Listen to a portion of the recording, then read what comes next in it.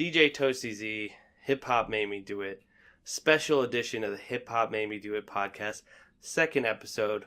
We did the first episode a while back. And glad to bring you the second episode, actually live from New Jersey.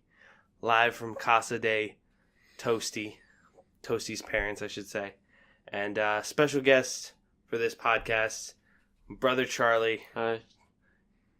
You know, also a hip-hop aficionado, hip-hop fan. And, we're going to be talking about, I think hip-hop's a very polarizing genre.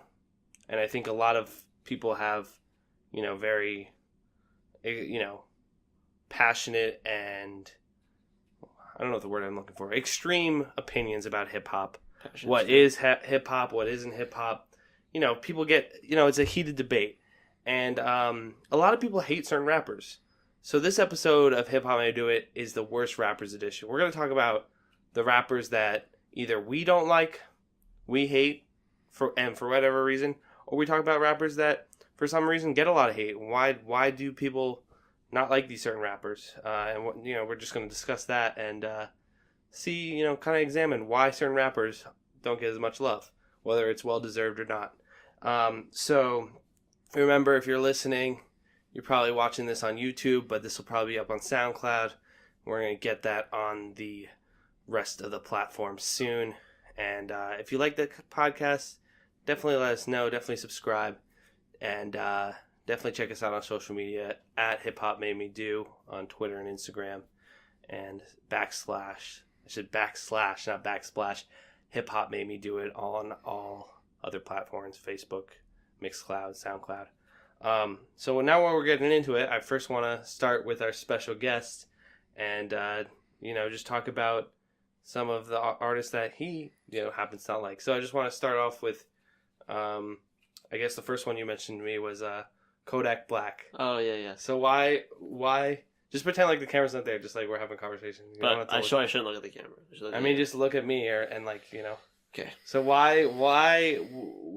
so you want to start off? Alright, so I don't like Kodak Black because he sounds like, it's hard to understand. Like, I can't even see the appeal. Some guys I dislike because I just don't like them, and then the other guys, like, I don't know why this guy is so popular. So it's not even that you dislike him, you just don't understand the appeal? Well, I don't like him, obviously, from that, but I don't understand why other people like him. Like, some guys I dislike, and I know, okay, yeah, people like him. I understand why they would like him. So, like, I'm not a huge fan of Macklemore, but, like, I understand the appeal of Macklemore. For sure. But Kodak Black, it's like, his voice, he sounds uninterested in what he's doing. And I don't know if it's just... Uninterested, is that what you said? Yeah, uninterested. Yeah. And it sounds like he's just, like, the beats, I guess, are good. So you think he just has a lazy flow and he doesn't really care? Like, yeah, that's a vibe a lot of people have that, though. But... Yeah, I get that. And I get that with certain people. For me, Kodak Black, and I see why people don't like him. I like a couple songs by him. I don't think I would ever fully get into a full Kodak Black project. I think that songs like what's the name of that song? I was like that because I put Molly in my lean. I know like 4 songs. I don't remember the name of that song, but I really like that song because me and Eric, shout out E-Rat, had a bonding moment where we kind of changed the lyrics. I like that song and Transportin'. And also the song he did with French Montana, Lockjaw, or... Oh, I like that one. That's, yeah. I think he has a good vibe. Like, he has that... I see the appeal because I think that, he has that old Southern feeling. And, he's a young kid and he's got that...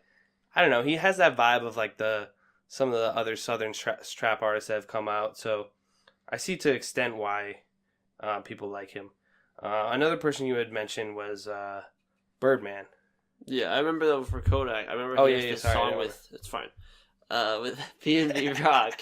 I remember that was like the first thing I ever heard with him, or one of the first ones with PNB Rock. I didn't know who that was at the time.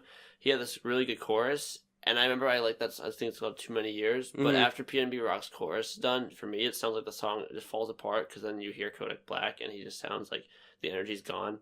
Because PNB Rock sounds so passionate, and he's coming in just like... So a lack of energy kind of seems like a lot of times it seems like he might have a little bit of a lazy flow. And I get that, especially a lot of hip-hop traditionalists are, very anti-new wave. And, I like a lot of the new artists coming out. But, there are some actual criticisms that they have that are legitimate. I think it's funny though that for 21, I feel like it kind of works for 21. Yeah. I don't know the difference between the two of them. I guess because Kodak sounds very nasally. Well, Kodak, it sounds nasally. I think 21, he's monotone, but he's just like has such a hard feeling, and it kind of works for him because it's like there's an element to it there. With Kodak, it's like monotone, but like there's not as much going on. There's something about being hard and then being lazy that kind of go together when you're just coming across like a hard artist. Yeah, he has a good vibe, and I think honestly he has a lot more versatility than a lot of people give him credit for. Like, not that I think he's like the most versatile artist, but like I think on Rockstar, for instance, like I really like his verse on there, and I think it just shows that he's capable of doing other, I think he has potential to become like a very versatile long-term artist. That song was originally with Joey Badass and T-Pain? Yeah, and Joey Badass. Don't tap the table because I think it might pick up on the sound now. Yeah, I did notice that. Did you hear I listened to part of it. I listened to T-Pain. What'd you think? I thought Joey Badass seemed he shouldn't have been on the song. Yeah, I didn't think he matched with T-Pain. I think also, I don't know. I mean, T-Pain, I feel like T-Pain and Post Malone on that same song, they kind of serve the same purpose as far as like the singing stuff. So yeah. I felt like it would have like the version that came out, I think ended up being the better version. So I think they made the right choice there. I think that's pretty much it we have on Kodak. But yeah, like I said, you brought up Birdman, and I don't know. Personally, for me, my thing about Birdman is like there's certain rappers where there's like memes about like every verse is kind of the same. Like there's a formula. Like there's ones about him or like Rick Ross or Pitbull where like, oh, say something in like Pitbull's like say something in Spanish, whereas like Rick Ross is like I don't know. It's like using the same terminology, like talking about money and cars, but he doesn't have a diverse vocabulary, so it kind of like saying the same shit over and over again. When you said it like that, it made me. I thought more about flow. Like, I just realized right now that Birdman, I don't think he has more than one. I think he just has this one flow for every song. Yeah, for sure. And there's certain artists that like Birdman is not. There's certain people that are businessmen before they're artists. Birdman is not. Like when I think of Birdman, I don't think he's a rapper. I think he's a businessman that happens to make rap music and has kind of like used other artists that were more talented as artists to kind of use as a platform and build himself up. And he's also, I mean, there's this shady business side of it. The fact that like, Juvenile left Hot Boys. I think it was Juvie left first, like really early, and then like Wayne, like I said, like to have someone that you consider your son and not be paying him what he's should be getting, it's like that label like some shady shit. I know for a while they always had the issue with like no one except for Nicki Minaj, Tyga, and Wayne got any push, and they had all these clowns on their label. Well, some of them weren't even maybe awful, some of them were fine, but like they just never got any push. Yeah, and then these schmoes like Gutta Gutta, who's been on there forever, and all of a sudden you just hear him on Dedication 6 out of nowhere. Well, I think that's mostly Wayne. Wayne's just like really about Gutta Gutta. Like that, he's really dedicated to Gutta Gutta, if you will. But you know what I'm saying? Like, yeah, they have a lot of artists, and they don't necessarily like, they push the artists that are selling, and then they I think a lot of the artists sign with a label because like, oh, I'm signing Young Money, which is like great. Yeah. But if the label isn't like actually, doing everything in their power to help you out, like, which a lot of times they aren't. They're pushing their, already established artists. So it's like, it's more than the name. I know like Big Crit left Def Jam because like Big Crit's a great artist and they really weren't pushing his music as they should have been, Didn't Sahai the Prince leave Def Jam? Sahai the Prince? Well, yeah. Well, he was with Good Music. I don't know. I mean, we probably know where that. Def Jam. So like his new album, was that like independently released or? I think so. Yeah, I believe so. I haven't gotten a chance to listen to that yet, but I like the song with Pusha T. No Dope on Sunday. All right, I'll definitely check that out. But anything else on Birdman you wanted to mention? I think he's a bad businessman. Also, yeah, he's just slimy, Yeah, I mean, if you can't make music and everyone on your label wants to get out, and you're not paying them, what are you doing? Yeah, you have terrible tattoos on your head and Yeah, that's about it. For sure. He also had that awful song with Rick Ross, Moneybags. I think most of the songs that he Moneybags, money. I remember Moneybags. That's almost so like the chorus is so ridiculous that it's good. Yeah. I think that I mean most of this. If you look back, I challenge you to find a Birdman song that you like because of Birdman. Most of the times it's like the songs I remember are like Father Like Son. I don't know if that was the name of the song, but that was the name of the album. Oh, Stuntin' Like My Daddy or Stuntin' Like My. Which is kind of a funny stunting like my daddy, popping bottles. They're all because of either Drake or Wayne or whoever he had on the song. You know, like Nicki, like Fire Flame, like all those artists. Kind of. I'm on focus. There we go. It recognizes me now. There we go. It's working. Awesome. Then another person you had down here is Wiz Khalifa. Oh yeah. So what's your take on Wiz Khalifa? He's kind of, I don't know what issue I have with the lazy guys, but I feel like, I mean, he's been around longer than Kodak, at least in the mainstream, but like, he does that same thing where he sounds uninterested in what he's doing, and obviously he's also just talking about weed the whole time.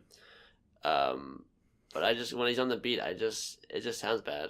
I don't know. For me, I know someone, like I asked like our fans what they thought as far as like who they thought were the worst rappers, and like someone said like Wiz and Snoop just because. Like any rapper that like has weed is just their brand, like that's all they're talking about. Which I like.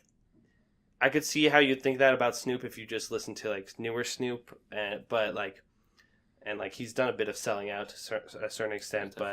But yeah, like anyone that just like their brand is just weed, and like Wiz Khalifa, for me, like he has. Well, I will say he's very good ear for picking beats. But a lot of times, I feel like a Wiz Khalifa album would be better if you could just like give me all the instrumentals without Wiz Khalifa on them, because he has good beat selections. But I think as far as a rapper, like I said, he's got that weirdest flow where like he has a good ear for beats and he knows what he sounds good over. But I don't think he's really that great of a rapper, so it like takes away from it. No, I haven't. I after a certain while, certain artists, I like realize I'm never gonna get into them, and I just like. Unless they come up with a song that I hear by chance, I'm like, oh, that was interesting. I don't really go back, but you? Well, he's that one guy who I don't even hear his. Like, I don't like his hits. Like, I don't like the. I like We Them Boys though. I like We Them Boys actually. That's like actually a little different from what he normally does. And I don't care for the Paul Walker song, which I don't even know if it's a Paul Walker song, or if that was just kind of adapted afterwards. I mean, yeah, it was for the Fast and Furious. It's very like, it's more pop centric. I don't dislike it. I am not opinionated about that song, but I don't know. It's like, I don't know. I don't have any real opinions on that song, but then I figured I'd get through my list, and then we can talk about, what some of the fans thought. One is like, I'm going to start with Russ. And to be honest, I used to really fuck with Russ. Until like probably this summer, I fucked with Russ. Because I was always on blogs, like Two Dope Boys, their dope blog, and they always would like, Russ would always come out with one song a week. Like, just put out a song, and it would just be a dope song, and, like, he slowly, like, one song a week, he ended up building up his own following without really any radio play, and I just thought it was a, like, really unique business model of, Never tell me about that. Just, like, keep putting out songs, and I think a lot of times when artists do that, they make the mistake of putting out a bunch of songs, and then when their album drops, most of the songs you've already heard already, or, So none of his songs were But these were just, like, these were just independent singles that he would drop. And then when the album came out, it was a brand new batch of songs. So I think he just made a bunch of songs and just dropped the best one that he made every week. Did he have any singles for these albums or no? I mean, there was some singles that were like the singles for the albums, but he like just slowly built a buzz by like putting out consistently a good song a week, and like, he got to the point where he was selling stadiums and like by himself without really any like support from blogs and I mean radio play, limited support I should say, because he was on Two Dope Boys, but I don't know. It was also just he got to the point where he thinks he's one of those. He's like the old crabby rapper syndrome where like he thinks that like he's super like obviously he's super talented, but he's like, oh, like if I was the most talented rapper in the game, like if the most talented rappers were rewarded, I would be the biggest artist in the world. It's like, well, no, maybe. That's not how it works. And there's elements to it that, like, just because, like, I don't know, he's just, like, so cocky and thinks he's better than everyone else and, like, thinks that people, like, owe him shit. And he's also just like, really obnoxious about, like, preachy about, like, like I know like he was always like anti-drugs, but after Lil Peep died, he like sent all these tweets about like blah blah blah drugs, and then he's like, oh, it wasn't about Lil Peep, but it's like, yeah, but you were so disrespectful because you typed this. It was all over the news. Everyone knows that this man passed away, and then to go out on Twitter and get preachy about drug use right after that is like, it's just bad timing, and it's like so disrespectful, even if you weren't directing at him. So, I've never listened to. So his music's good, but he's just shitty. Like he deserves to be hated. I feel like because he's so entitled. He showed up late to Boston Calling too, and then he like was like kind of like after the set, he like was staying over his time, and it's just like no, like everyone was waiting for the next act, and he was just being asked. So. I don't know if you have any thoughts on Russ. I don't listen to any of his music. I mean, I listened to part of the Wolf one. There really is a wolf. I don't know what that means. Yeah, but... that's the newest. I think it's a playoff of the like the Boy Who Cried Wolf type thing. Oh, yeah. You know, got you. But I mean, I know he has a few songs that are hits now. But yeah. I know he had that really terrible shirt. Well, I thought it was a terrible shirt about something about Xanax and I think lean. Yeah, and that was a good meme because everyone just made fun of it. But at the same time, I hate to admit, I kind of agree with the sentiment, but not in a... the sentiment is good, but he goes about it in a really disrespectful, disgusting way where he, like, judges people for acting a certain way. Rather than coming from a place of love and, like, understanding, he comes from a place of, I know better than you, and this is what you should be doing. So it just, like, comes off as, like I said, pretentious and preachy. Hopsin effect.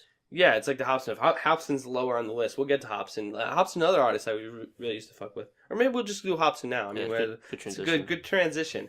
You know how we do it. We get the fluid conversations flowing here. Hip hop made me do it. So yeah, Hopsin, I was an artist that I was really into, and I thought he was a dope spitter. Like he, did some like I listened to like Raw and Knock Madness. I really liked. The first two albums he put out. And, he was just, like, spitter. Like, I could see why some people didn't like him at first, but, like, I felt like he had real talent as a spitter and just, like, I don't know, he's a little bit funny and a little bit weird. Like, he had that song with Tech Nine and B.O.B., which is just straight fire. I Am a Psycho. So, like, a lot of crazy raps.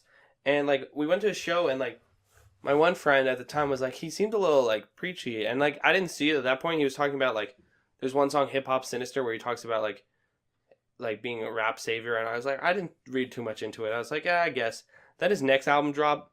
And he, like I said, he gets so preachy. It's Pound Syndrome you're talking about? Pound Syndrome. I'm trying to think of the specific examples of him being preachy. Did I go to college? If I'm going to college? Okay, then. Oh yeah, did the invent? That's like more. That's like less pretentious. This is like this is more about like fake. There's like the difference between like preachy and like fake deep. He did that one skit where he's like, "Oh, now rappers these days aren't saying anything. Words, yeah. All they have, no words." He's like, "All you have to do is kill a beat and reverb." And the funny thing is that his fake joke song was better than most of his album. And then he gets like, I don't know, the stick gets old. He has like this stick, and then he got like really preachy where like on Fly, it's got this like terrible sounding chorus, and he's like, he drops this line about like, he's like literally like the video is him as a teacher in a class, like, let me teach to all you like people that are so in the matrix and I'm so above everything. And he's like, oh, did the inventor go to college? I don't think so, or something. It's like, what the did you listen to the new album he had like a few months ago?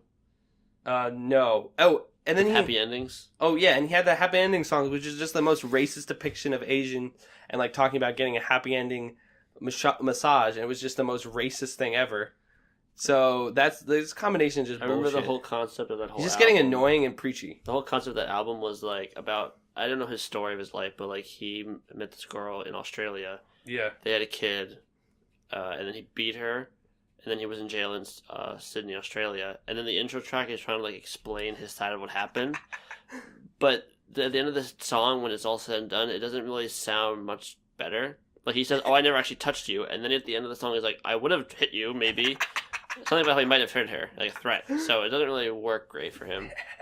Yeah, so it's just like, and then like I don't know, it got to a point when like Funk Volume broke up, and like all he would talk about is like hit like how like everyone screwed him over, blah blah blah, like Damien, and like it was just like I don't know. He just got so whiny and complaining, and it's like, what was me? He got like from like preachy, whiny, and complaining, just like, oh, look at my life, it sucks, and it's everyone's fault. Like, he's not like introspective. Anytime he's like talking about something, he's so biased. You can like, you know what I'm saying? There's never like an intricate. He never has anything like. He never sees it from anyone else's perspective, and he's like, it just got to a point where it's too much. And then going off of that, the fake deepness, like transitioning from that, another person that I don't like because of fake deepness is XXX Tentacion. We'll put aside him being like potentially like a terrible human being if the allegations are true. We'll put that aside for a second. But just the fake deepness where he's not a terrible artist. I will never say he's a terrible artist. But he definitely thinks he's a lot better than he is. He thinks he's a lot deeper than he is. I just remember the double XL freestyle where they're like, so everyone has their beats. Like, it's so cringy. Everyone has their beats. And then for him, they're like, all right, we're going to stop the beat. And he gets down on one knee, whispering. He's like, he literally called, like, it's 2017, and he's calling people peasants. Like, isn't that not most condescending? Like, oh, you're all peasants, and I know a lot more than you. I don't know what's with all these guys and, like, thinking they're above everyone else. Like Hobson and Russ. And that's what I'm saying. Like, he's like, oh, I need to teach you. I don't know why there's a connection between these fake deep people and at the same time feeling they're above everyone. I think it makes sense the most. Stuff. They think they're on like a next level of thinking, and they think everyone's like everyone else is a sheep. So, and then I don't know, the whole music video for "Look at Me," which was just like, yeah, I watched part. It wasn't terrible, but it was like, I don't know. There's a combination of like edgy, like that. It's like he's like, oh, I'm so. It's like almost like, I think his fans are worse because they like think he's like the like, I don't know, but it's like a combination of edginess, but like middle school edginess, like thinking you're super edgy with like fake deep like 16-year-old that think they're really like saying something immaculate, but it's just like some stupid high thoughts. It's funny though because artists like him and even like Hobson, like, there are people like, with age, they're not going to change. Like, I know you say like they're young, but like people that were young would do that. But like when XXX is 26, he's still going to be like doing something that's supposed to shock you when he's on his album. Or he will be in jail for the rest of his life. Oh yeah, that's true. If the allegations are true, or a new one. Let's put that out there. That like those allegations are really serious, and it's not like the fact that Famous Dex didn't get on the cover because of his allegations, but X did. And they came out, and like, because there was a video what Famous Dex did, and it was like, obviously you should never hit a woman, but it's like that, and I'm not gonna like make excuses for it, but like that video versus even if these allegations are false, like the fact that like these allegations are a thing, they're so brutal, and like obviously like I'm not gonna go into detail about them, but you know, if you want to read them, they're somewhere online, but it's like honestly, if those allegations are true. You know, I just hope he spends the rest of his life in jail like he deserves. But, yeah, I don't know if you have any other thoughts. I think the XX thing, I think about the XXL thing is like, it's all PR. Like, they don't, I mean, I don't want to say they don't really care about that. Yeah. But, like, maybe next year, Dex might get on it because I honestly, to be honest, I just forgot about that. Mm-hmm. Because I think as time goes on, people always forget things. So, like, as long as PR-wise he seems okay, they might put him on. Yeah, and I mean, it was like I said, I watched the video, and obviously it's never going to make excuses for, like, hitting a woman, but it wasn't very, like, that bad. But it's also, like, I mean, famous, like, it's at the end of the day, it's like the allegations against X were not, like, the clear allegations were not out yet. So, I mean, it's a different world. I don't really think much of the XXL cover to begin with, but another person I have on here, and, like, is, I mean... And I hate to say this because I really like him as a guy. Like, he is a personality. Like, he's fun energy, and I don't have anything against him. But Lil Uzi Vert, I'm going to say that. All right, I like XO Tour Life. I'm not going to lie. That's a dope song. I'm not going to lie. That's fire. I'm sure there might be one other songs. But, like, his voice is just, like, so... To me, it's, like, so, like, high-pitched and annoying that I just can't get down with it. Don't you like Trippie Redd? I like Trippie Redd, but for me, Trippie Redd is like the equivalent of Lil Uzi if his voice was annoying. That's why I like Trippie Redd a lot, because it sounds like what Uzi would sound like if he didn't have an annoying voice. Yeah. He still does that voice training, singing thing, though. Well, I just think of like, yeah, I mean, I like that to some extent. I was just thinking about like Bad and Bougie, where like essentially after Migos are done rapping, the song is extensively over. I don't know if that's the right word, extensively. But anyway, it's Sounds essentially good. Over. Because like Uzi gets on there, he's just like, yeah. Oh, yeah. It's like, I don't have a problem with that, but like the vibe is like this dark, gloomy, like, and he gets on there like happy-go-lucky. It's just like, doesn't fit Plus, the vibe of the song most people at all. don't even know he's on there, because it's just a meme in its first 30 seconds. Yeah, exactly. So, I like Lucy. But like, I don't hate him. I don't hate him, but I just like, I can't get down with his voice. Like, I don't care for the Love Is Rage 2. I like Extra Tour Life, but then I like Lil Uzi Vert the World. I like that a lot. It came out like 2016, I think. I like that one. Word. And then the last, actually, I guess I got two more. I'll start with I'll go back. So Immortal Technique is on my list. And before you get down my throat, I know like a bunch of traditional hip hop artists or hip hop heads are like, oh, Immortal Technique's the greatest thing. For me, Immortal Technique, it comes back to like the preachiness. He has, and I don't think he's fake deep. I just think that he's so like preachy, and like the way he says stuff, it kind of just like beats you over the head with the message. I think the best artists are able to kind of give you a message and have you think about it, and you know, not necessarily, it doesn't have to be like as blunt. Like you can like hear something and it makes you think, and you can kind of come up with your own interpretations. Whereas Immortal Technique just like bashes you over the head in like with it in like a very like uncreative way, where it's just like, I don't need you yelling at me about like stuff in a very like in a manner that's like doesn't, I don't know, it just doesn't, it's hard to explain. It just like bashes you over the head with a message where you're like, I'm just trying to enjoy some music. I think the best artists are able to like make some music that like, if you can make a song that you can vibe to and just listen to in the background and enjoy, but then you can listen to the lyrics and also think about them, that's the best music. Where it's like, I don't want to feel like, oh, I'm here for a history lesson when I'm listening to a song. Like even like the deep music, like I don't want to say deep, but the conscious music I listen to, it's not always like, there has to like, if I want to listen to conscious music, it has to be something that I want to like interpret and sit down and like really like, or not sit down, but like just take in and like think about. Whereas Immortal Technique, there's not much to think about. It's just like so blunt that it's like, there's not much thought in the conscious music of itself. So I don't know. I can't get down with Immortal Technique. But if someone said they like Immortal Technique, I'd be like, all right, good for you. But you know, I wouldn't think much of it. But and the last person I would say is Drake. And I have like, okay, there's a reason I don't like Drake.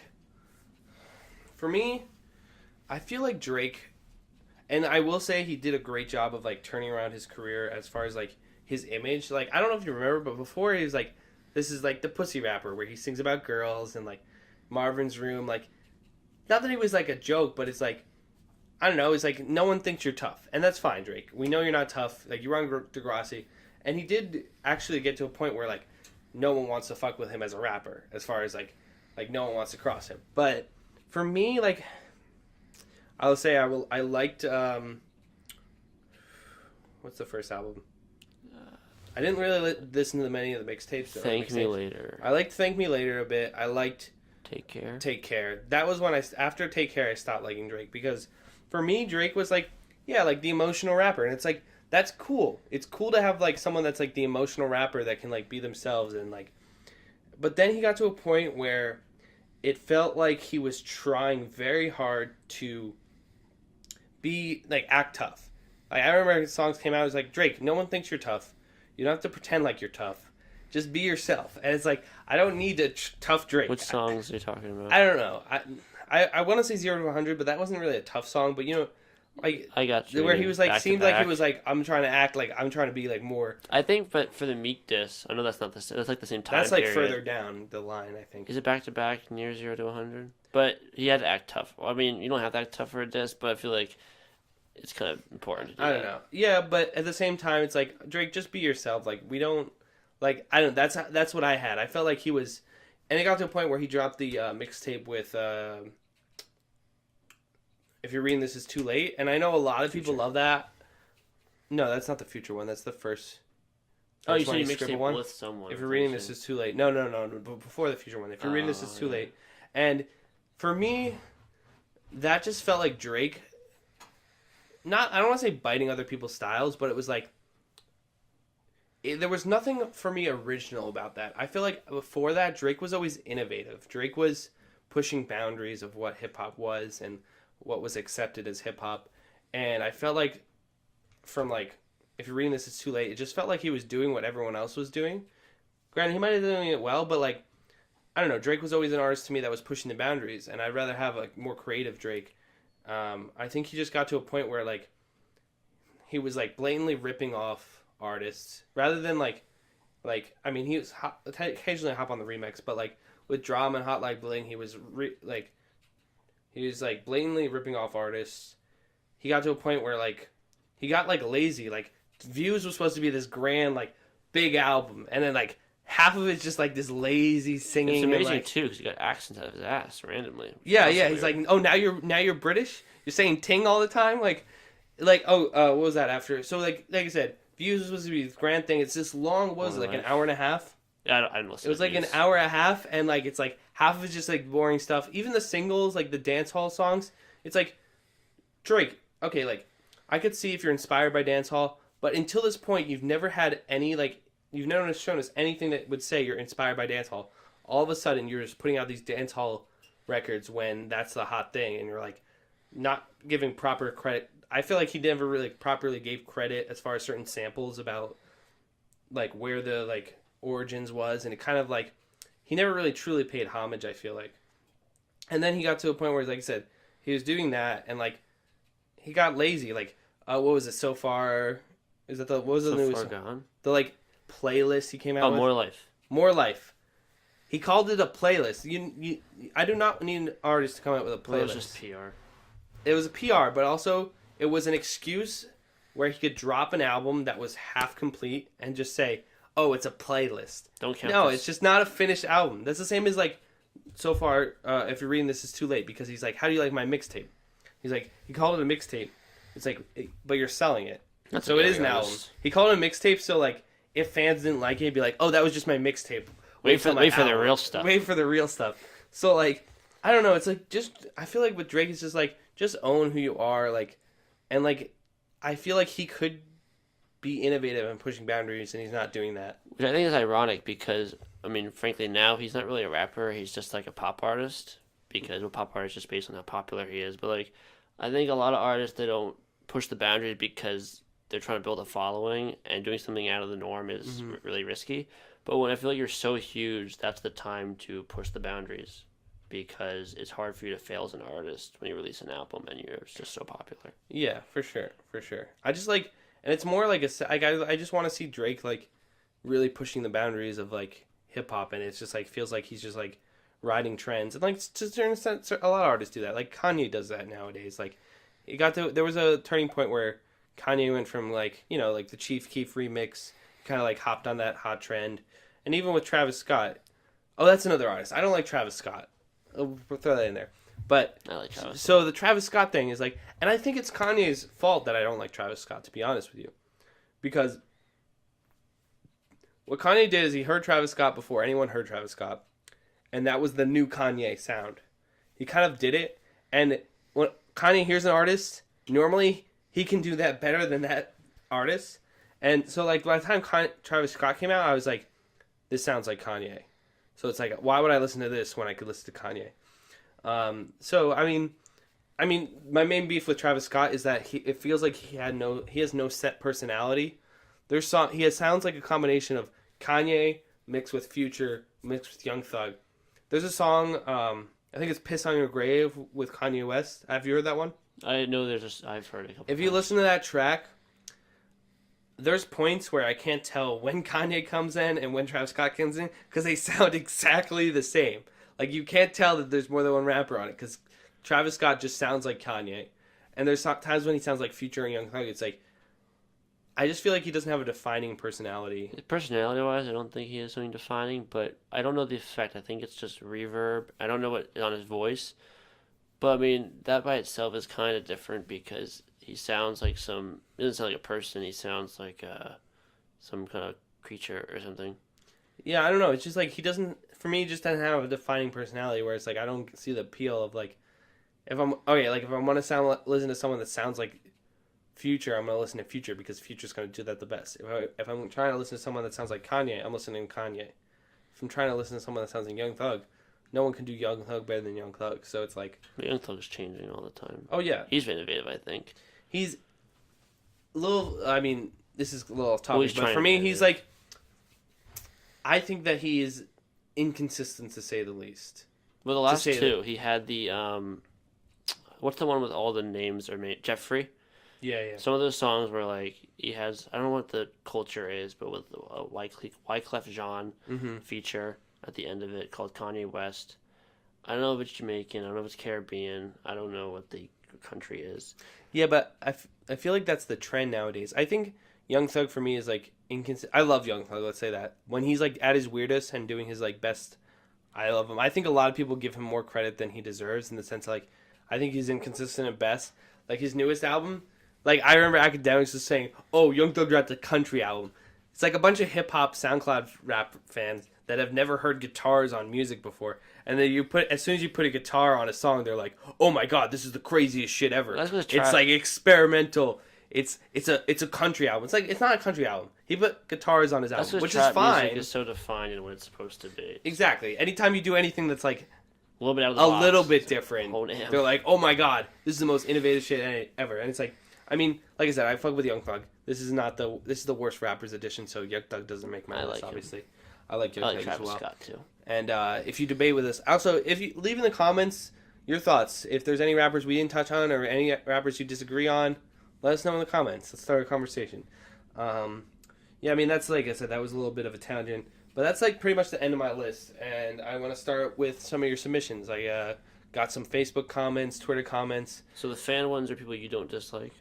I don't necessarily dislike, or I just don't think much of them are, So the first one I want to start off with is Lil Wayne. And I think he gets a lot of hate for a number of reasons. But I think there's so many people that disrespect Wayne. I mean, there's still a lot of people that will ride or die for Lil Wayne. And I appreciate that so much but I feel like if you don't fuck with Lil Wayne, it's because you haven't listened to anything before the Carter 3, and you don't understand his true impact. Carter 3, I think, was his... I guess I would say Carter 3 is peak. Would you say that's his peak of his career? Yeah. I think everything after that is downhill. Like, not everything was terrible, but it was like... Anything that was good is like, okay. It was a dip, definitely, for sure. Like, Carter 3 was definitely a peak. And it got to a point where, like, I think he just oversaturated himself. It used to be that you would see a Lil Wayne, for me at least, you would see a Lil Wayne feature, it's like, oh, I gotta listen to it, it's gonna be something crazy. But then it got to a point where like, oh, it's another Wayne feature. And you knew that it was kind of be very formulaic, and like, he just kind of, like I said, oversaturated himself, and the skills were dipping at the same time, so it's like, I can see why people don't fuck with him, because like I said, he did drop a bit of whack stuff towards, like I said, that end of his career. I don't want to say end of his career because he hasn't retired yet. I did listen to the Dedication 6, and I think, like, to me, that was, like, reminiscent. I mean, it's not old Wayne. Everyone's like, oh, it's old Wayne. It's the best Lil Wayne can do at this point in his career, which was still very good. Like, it's not the same as old Wayne, but I thought it was good. Did you listen to Dedication 6? I listen to it all the time. I like him a lot. So. I liked it, and there was a lot of good songs on there. It made me, like, really hope that the Carter 5 comes out. I really hope that Carter 5 is great, and like he said he has it, like he has possession of it. Yeah, doesn't make sense to me. But... Well, also Martin Shkreli has it, which like it might be because he's been arrested. They're talking about how the Wu-Tang album and the Carter 6 might be seized by the feds. 5. So the government might. Young Thug released Carter 6. Zach, remember? Oh yeah, I get so confused. Carter 5. Yeah, Young Thug's like, I'm going to release... Oh, it's going to be the Carter 6. Oh, you're going to sue me? I'm going to release the Barter 6. That was so weird. Young Thug's such a weirdo. But, oh, where was I going with that tangent? 6. Oh, yeah. I really hope Carter 5 comes out and it is a good culmination to his career and like builds on his legacy and like he ends off on a high note because Dedication 6 was fire and like I think Carter 5 would be a good way to like if you can put that out and it's great, you know, it's a good like cap on his career that he like leaves on a strong point. I think he deserves a lot of respect because he has the same guys on his mixtape in 2017 that don't do anything as he did in 2006. Gutta. And with Euro, I forgot about Euro. Yeah, Euro was on like one song. This Baby E guy, Hood Baby, I think his name is. And Nicki Minaj, but she's big, so. Yeah, and for me, and also you have to also look. All right, like I said, if you don't like Lil Wayne at this point, if you think he's the worst rapper before, I'm gonna give you a list of projects. Go listen to the Carter and the Carter 2. Go listen to Dedication 1, 2. I don't think 3 is much, but 1 definitely listen to Dedication 1 and 2. The Drought 3. No Ceiling. No Ceiling's alright. It's not one of my favorite mixtapes. But what other mixtapes by him? Sorry for the Wait. Sorry for the Wait. I like a lot of people like that's like Sorry for Wait's dope. I think in my opinion. So yeah, go listen to those projects, and also just like I think you have to understand his impact. Without Lil Wayne, we don't have Drake, we don't have Nicki Minaj, we don't have a couple other people, you know, Tyga and all those, but like we can keep them, you know, forget those. But like Drake, Nicki Minaj, like that literally is like. At a certain point where they were the most dominant force in the world as far as hip hop goes. And then also you just have to understand like his history. Like he's been rapping since he with the Hot Boys when he was 16 years old. And like he's been doing this for years. And he also just like, what was I going to say? The other thing is like the mixtape. Like I think a lot of people that don't like Wayne have never heard mixtape Wayne. Wayne's dropped, I don't know, I don't want to say hundreds because I don't know if hundreds is the right number, but he's dropped so many mixtapes. There was an era right before I think it was before the Carter 3 was when most of the mixtapes were coming out, right? Yeah. Where he was just dropping so many mixtapes, and because he would never like write stuff down, he would just like kind of do it in his head. He was able to like record a mixtape in like a weekend, and it wasn't like a freestyle, but he would record a mixtape in a weekend, and it'd still be fire, and just put it out, and like there's so much just that raw energy of just like kind of just putting something out that like I said, he oversaturated himself a bit, but the mixtape Wayne, like there's some fire songs that are just like so raw off the like I don't want to say off the dome because they're not, but you know what I'm saying? It's like he's also the only artist at this stage of his career with such popularity that still releases mixtapes. And other people release mixtapes, but you can get them on Apple Music or Spotify. Mm-hmm. I mean, obviously that's because of his label. It's not a real mix. If you're making someone pay for a mixtape, it's not a mixtape. Right. So like on DatPiff and other sites like that. And I really appreciate big artists that are still like, I'm going to put out a free mixtape just because for the sake, because it really shows the love of the music. Wayne's doing that. Right, that's what I'm saying. Well, I mean, Thug dropped quite a few of his albums or his mixtapes. I guess he wasn't popular. Everything I've seen is I think it's just Wayne that I can think of.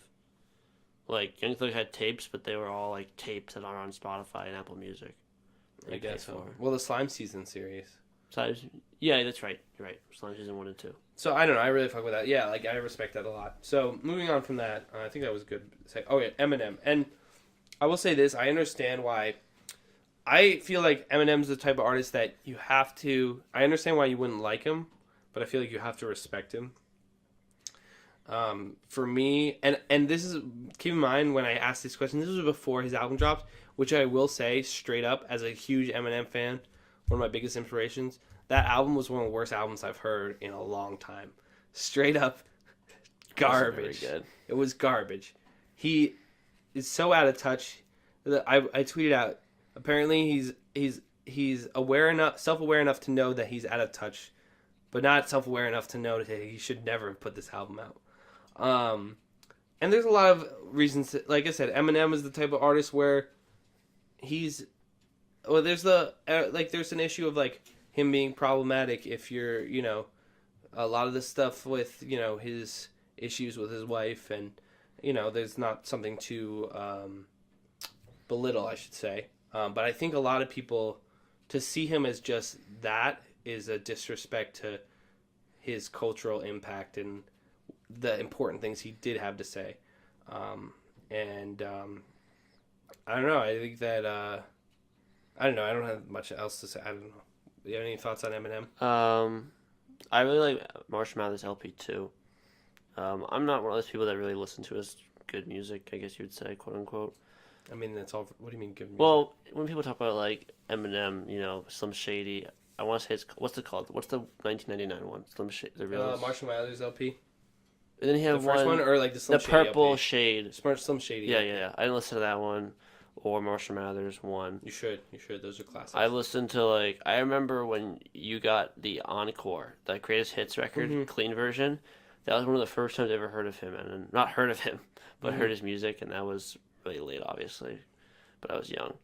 But I don't like the new record that much. I mean, the lyrics aren't great, but he also has this formula that he follows of, the pop sound with the female lead singer, and his verse, then the female lead singer, and they carry the track. That's some of his newer stuff was kind of formulaic with a pop, like I said, it's a pop singer, not even female, just pop, and very it's a pop song, and then also either that he'll do that, or he's doing this really aggressive yelling flow, and for sometimes I had this debate with a friend where it's the way he's able to twist metaphors and words, it's no one can do that better than him. But at the same time, that's not always what about putting that's not necessarily going to create a great song. He might say some crazy shit, but that doesn't mean the song sounds good just because you said some weird shit. And I'll admit, starting with the Marshall Mathers LP2 and coming into this, Marshall Mathers LP2 I thought was great. I liked it. But coming into this, there were some whack lines on there, and there were even more whack lines on this one. There was something about khakis, something about creases and that khakis. One? That was hot. I like something about her butt's the shit, diarrhea or something. That was good too. Something about her butt being diarrhea. Yeah, so I mean, and I can see that why people don't like newer Eminem, and obviously there's the issues of the problematic issues that I mean, he's worked a lot on that as far as what I can tell from his artistic perspective, and I don't know, for me, even songs that were really fucked up, some of it was shock and awe, but it was almost you can almost understand. It was so, some of the songs were so messed up, but you can understand when I'm listening to some artists and they're doing some shock stuff, sometimes you can tell oh, they're just doing this for a shock. But Eminem, you're this guy literally, some of his earlier stuff, you're this guy literally sounds like an insane person. And if I'm listening to something like that, it's it's entertainment, and you're this guy sounds crazy, and you want to actually feel this guy is insane. You want to actually feel that rather than oh, this guy's trying to shock me. And I think some people just feel oh, it's just a shock thing. But I think that, yeah, I don't know. I don't have much more to say on it. I think now with his flow, well, I think it's more recently his flow has been this weird, all over the place thing. I don't think it was always like that. But his beats he uses are just so skeleton and barely even there. Mm-hmm. At least I'll Walk on Water. And I feel it hasn't really matched the beats very well sometimes. I feel it sounds like someone's rapping over the beat versus someone the song and the person's lyrics being one, which I think is better. It's disconjointed. Yeah. I will say this: I think Eminem only has one whack album. Well, and I say completely whack. Relapse? No. His newest album. Oh, right. Relapse, I love actually. I thought people that one. I think he has a lot of albums that are decent or good. I feel his first couple albums classic. Encore is half decent. It's not amazing. We're live again. My hair's a little messy. I got cut off there. The card was actually full. But we're gonna keep rocking. We got a couple more minutes left. A couple more people on the list. Not that we actually have a time limit, but it'll probably take a couple minutes. I just mean there's a couple more people on our list. Starting soon. There's a couple more people. Yeah, the next podcast, someone's gonna come in and into our basement. Let's finish that quick. We gotta hurry up. The next. We're keeping this in here. I'm not gonna edit it out. Wait, make sure we're in focus. I'm blurry. Wait, hello? Why are you blurry? Why we got too crazy in it? We got a little crazy there. The camera didn't. I didn't move it as I was supposed to. All right. So, like I said, I don't have anything much more to say on Eminem. Like I said, we have 4 more artists. Well, not necessarily artists, but categories. And I love. Okay, this next, I'm gonna lump these artists together because I think that they're kind of hated for the same reason, or similar reasons. I'm gonna put G-Eazy, Macklemore, and Hoodie Allen. And my thoughts are that they're just those white rappers that are generic. I wouldn't even say that they're generic.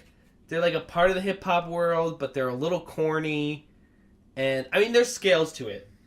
They're not in the level. Hoodie Allen is almost at that level of those like white rappers that are like the college. They rap about college and drinking and stuff. Yeah. Hoodie Allen's more towards that end, and then it goes like Hoodie Allen, then Macklemore somewhere in the middle, and then G-Eazy's like I think the most as far as like he's really like from Oakland and like really was like a part of that culture, but like he still comes off as a little corny to me.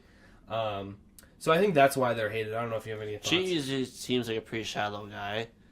Like, on his album, he's rapping about being a Gemini as if he found out what that was yesterday before he recorded the album. Like, it's like a big thing. And a lot of things he has to say is... What do you mean, like, he heard of it? He just, like, talks about it. He starts rapping about it in this new album about being a Gemini. Like, I am a Gemini. That means you do something about... I don't know what he was... I listened to it, like, once. Yeah. But he just rapping about being a Gemini as if he just found out yesterday he's a Gemini. So... what... Like, it's a big sense? Deal. Like it's a meaningful part of the song. Maybe he's like really into horoscopes. Maybe, but he doesn't seem to like have anything really important to say. Fair enough. He just comes off as a little corny, and like his voice is like even like that hit song he has with like the remix has A$AP Rocky and I think Cardi on it. It's just like it's still a little corny to me. I don't like No Limit. I mean, it's not terrible, but it's still. I think I just like the hook, so I like A$AP Rocky, I guess. But. Yeah. And then Macklemore, like, I'll admit, for me, Macklemore was really great. Like, the Heist, before Heist blew up, I'm not going to say, like, oh, it was better before he blew up, but, like, the Heist right? Heist, I mean, his mixtapes were pretty good, and he had, like, a lot of interesting things to say and interesting perspectives. And then the Heist blew up, or Heist came out, and it didn't blow up for, like, 6 months. Like, Thrift Shop kind of blew it up. I don't know if it was, like, 6 months, but Thrift Shop blew it up. And I think a lot of people associated, like, when the, like, people were like, not One Love. I was going to say One Love. Same Love. When that came out, or like, that was already out for a while.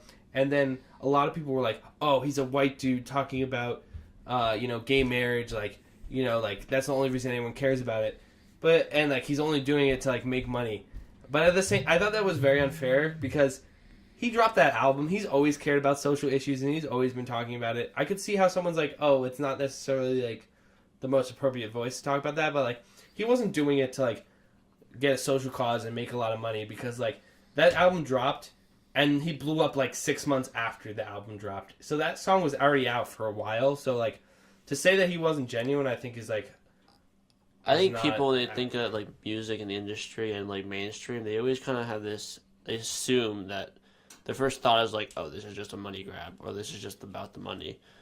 Like when they hear a song about something that's like confrontational, controversial. Yeah, and I think I don't know if you have anything else to say on that. And like to be fair, what's the song called? White, the new one, Part 2, White Privilege 2, Part 2. Yeah. That was it's like also like Macklemore. We don't need a what was it like a 6 or 7, 8 minute song talking about like it's like we get for me like. His second album, they built it up like this was going to be like revolutionary. Like we couldn't record, so we went into the woods and we like just recorded and isolated ourselves. And it was just like the Heist Part 2, but like less interesting. This new one? No, this is before. And the new one, him and Ryan Lewis split up, and it's like that.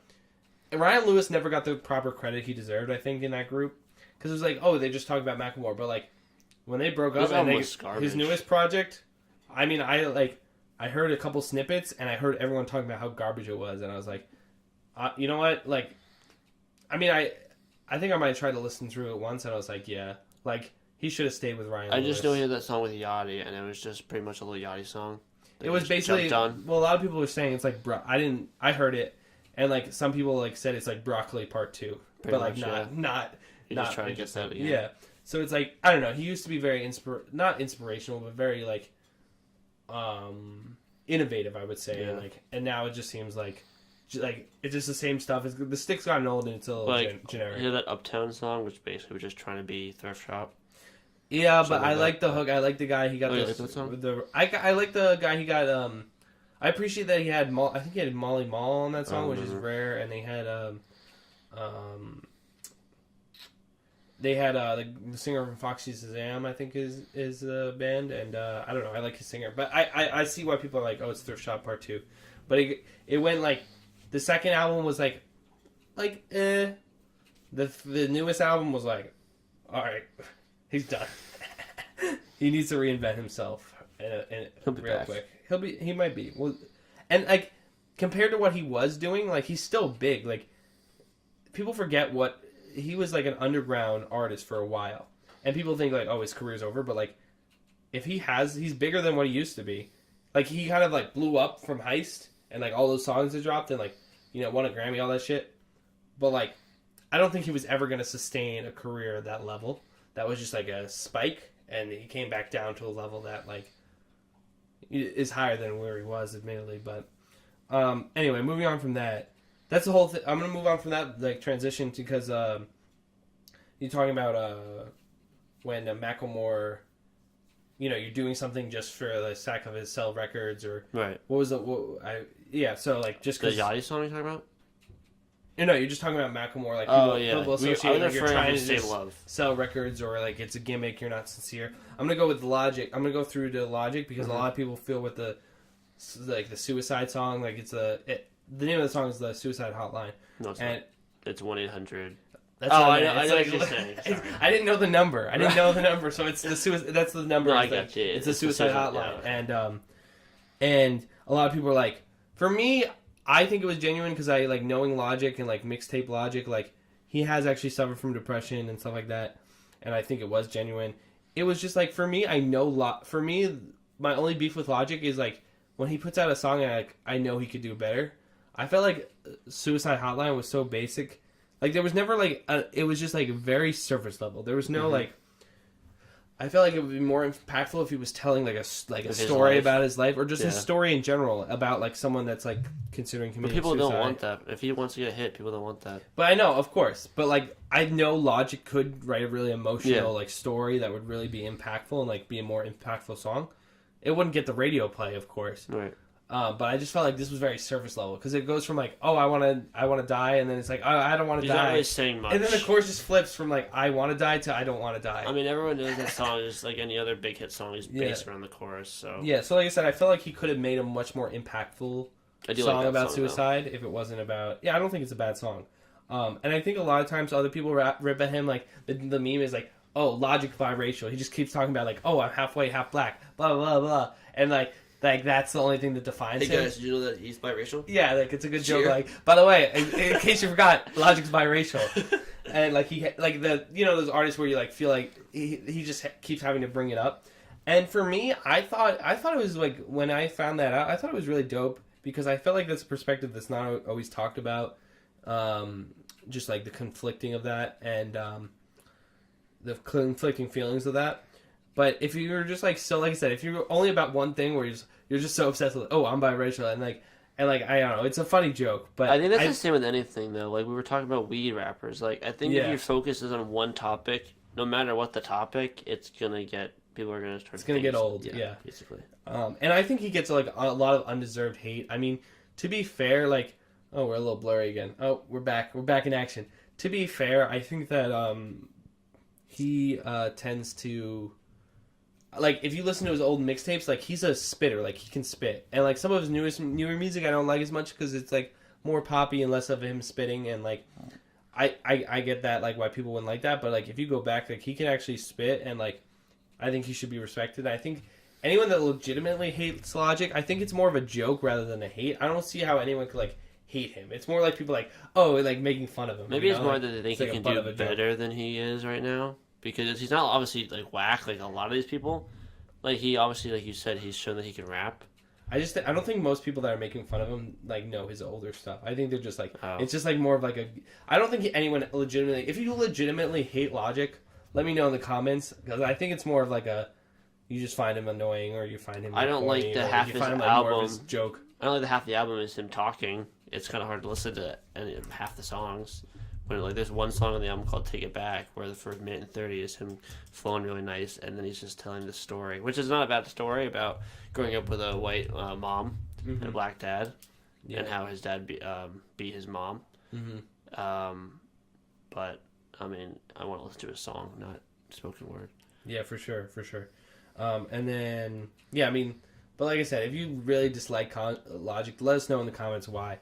I think it's more like he's a butt of the jokes. And if you do dislike Logic, go listen to his early mixtapes. The the Sinatra series, really dope. Moving on from that, we have the Lil Pumps and the Lil Yachty's. Now, I think that a lot of times with the new generation of like I said, people say mumble rap. You have a bunch of old heads being like, "Oh, if they're not spitting the most crazy shit, then it's not hip hop." Blah blah, disrespecting it. Personally, I'll say straight up, I'm a big fan of Lil Pump, and I had this discussion with Desmond when he did an interview where like I said, rap's in its punk phase. A bunch of people are like not following the rules and like just kind of doing it their own shit, and like with that, a lot of shitty music is going to come out, but it's also going to lead to a lot of innovative music as well. Because there's no boundaries. You need people to challenge what's normal. Yeah, and like I said, I like Lil Pump because like I said, we talked about in our interview with Desmond. He's like, he knows what he's doing. He's not taking himself too seriously. He's just having fun, and he's not like out there saying, "I'm the best rapper alive." You know, when you have Kodak saying like, "I'm the best rapper alive," or Lil Yachty saying like, "Biggie wasn't that nice," or you just played a clip earlier during the break of like. Famous Dex like saying you gotta respect the OGs. Like you know if you want to listen to real music, listen to Kendrick, listen to 444. If you want to have some fun, listen to me, listen to Lil Pump. Where it's like if you're gonna like, and that's why I respect people like Dex and Lil Pump. They know what they're doing. They're not saying I'm the best rapper alive. They're like I'm out here having a good time, making good vibe music, and it's just fun. And I think people give you more respect when you're self-aware for the music you're making. Yeah. I think you have to be self-aware and also just like pay respect to the OGs and like don't be out here like sometimes it's a troll, but it's like I said, that's my main problem with like the Yachty. Like I think a lot of people's problem with the Yachty's or like Lil Uzi calling himself a rock star. Like that's fine. Like you're not disrespecting the hip hop artists. Like you're not like out here saying like Biggie wasn't nice or anything like that. Like I mean, to be fair, like Uzi was like don't put me on that. Like if you give me a trash beat, I'm not gonna rhyme over it, but. That was that one moment, or like Post Malone. Post Malone was like, that was like a dumb moment. I think the sentiment he was talking about, like hip rap artists now, like mainstream artists. I think he was taking out of context what he said. Yeah, I think he was trying to say like mainstream artists, but also it's like he's had like so many like things over the line that he's like said and like we've given him passes on. So it's like it's just about respect at the end of the day. Like I fuck with Lil Pump, and like. To be honest, I fucked with the Lil Boat tape. I think that for me though, it was like a fluke. I knew that like this is like I like this because it's just so like innocent and there's just this fun flavor to it where he's just having fun and it just feels like almost like a childlike delight to it that just like makes you happy. But I knew that was gonna be a fluke. Like I knew when his album dropped, like I was like doubting that I would like it and like. I mean, I still enjoy his music. I mean, anyone that knows me knows I'm a huge fan of Lil Yachty. You liked his Teenage Emotions? I like it a lot. I know it's probably not very popular. Even the DNC for the okay, freestyle? Well, there's I find for that I like that album, and obviously it's seen as by most people as a bad album. But the Lil Boat songs, as they're supposed to be, are like the aggressive cuts. A lot of them, he does no sense of how to rhyme over the beat. Mm-hmm. Like, there is a few, like there is Peekaboo is I don't think very good, but I like his singing songs. You know, he can't sing and they're just lathered in all their auto tune. But I don't know why I just like that music. Blow me like a cello. They just make me want to do a little jiggle. You know. For sure. I like I don't know. Peekaboo, I felt like people just thought it was good because it was a comparison to the rest of the album. Like it was kind of like Bad and Bougie Part 2. The worst Bad and Bougie. He was trying to make Minnesota. Yeah. That's what he said in his Rap Genius, which was like a big meme for that. Well, that's what the thing is. Like I remember them doing a Genius for Harley, and he's like, "Yeah, I honestly like that was just like off the dome. Most of that was like just freestyle." I was like, yeah, I could tell it was a freestyle because all you said was ride it like a Harley. I don't expect you to sit there like, oh, I'm gonna write these crazy bars. Harley. Like that is not a surprising freestyle. I'm not shocked when you say that. And the fact that Rap Genius is just doing like videos on that instead of like actually meaningful bars, and they're just like, whatever's the hot song, let's like do an annotation on it, even if like it's a completely surface level song. Yeah. Like if it's a song that's completely surface level, it's okay to admit that. It's okay to enjoy that too. But it's like don't pretend like it's deep or there's anything to analyze with it. It might just be a fun song. I don't know if they're trying to say it's deep by making a video. They just know it'll get views. Of the guy now Genius is kind of like it could have been. It started off as a good so way. Much now. I remember when it was rapgenius.com, when I would type it in to look at lyrics and the meaning. Yeah. Now you go on Spotify, and every popular song, it switches to like a Rap Genius connection to the song. Yeah, tons of videos on YouTube. I mean, it started off. I liked it, but like, it just seems like the creators, like their mentality, are like they're kind of like these like white. I think they're like these white hipster dudes, and it's like, yeah, we want to be a part of the culture, but we're simultaneously also making fun of it. It's like this disingenuous, like, oh, we're part of the culture, blah blah blah, but we're gonna make fun of it at the same time and like disrespect it. So it's like, I don't fuck with that because you're not really for the culture. It's just this like. It's purely like, you can tell it's purely capitalist, like, just taking advantage of the culture. A little tangent on Rap Genius, but the last one to finish off, and I think this is misguided hate, to be honest. The last one I think gets a lot of hate is J. Cole. Hey, you want to just start feeling this? I used to think J. Cole hate. I didn't know I actually didn't even know there's J. Cole hate. I mean, I know people, there's a big meme about him talking about almond milk and folding clothes. But I guess because he just was talking about domestic life and, you know, being with this girl, I guess. Mm-hmm. But I used to find J. Cole to be somewhat of like I thought he kind of came off as like boring. Like his music didn't really have that. I don't know what I want to say, but like it just came across as boring to me. Mm-hmm. And then I'm trying to find that, like, at least I like Born Sinner, I like Forest Hill, but they're more like calming music to me, like kind of like background sound, which is probably not what he's supposed to be. Known as like a good lyricist, I guess. Do you think he has lyrics? Yeah, I mean he's a good lyricist. I'm not going to deny his. I would never deny his lyrical ability.